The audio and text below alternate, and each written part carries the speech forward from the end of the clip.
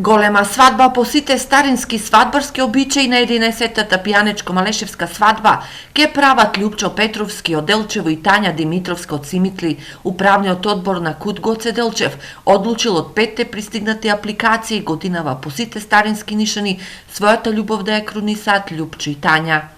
Пред да ја донесеме одлуката, со сите направивме интервју, разговаравме и со избраниот пар, со младожениците, со невестата. Овде очекуваме голем налив да имаме на гости од збратименото Симитли, бидејќи Делчево и Симитли се збратимени градови.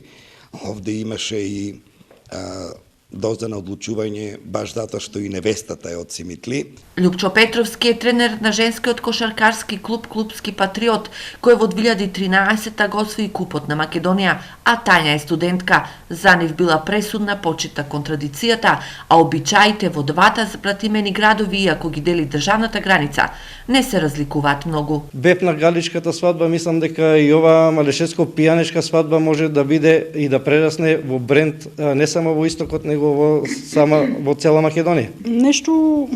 Нешто традиционно. Ова е многу убава традиција. Денес многу не се чуваат старите свадбарски обичаи. Јас многу добро ги познавам обичаите и нема многу разлика во обичаите овде и кај нас. Прабаби, деди и сега треба и сега да ги спазвам, да и во Македонија. Главната имплементација на свадбата ќе се случува на 2 септември. Главната имплементација на свадбата оваа година ќе биде, мислам, во часови променет. До сега свадбата ја правевме, значи, од наутро, сега овде ќе почнеме, значи, во 15 часот поручек, каде што ќе ги спремаме младоженецот и невестата.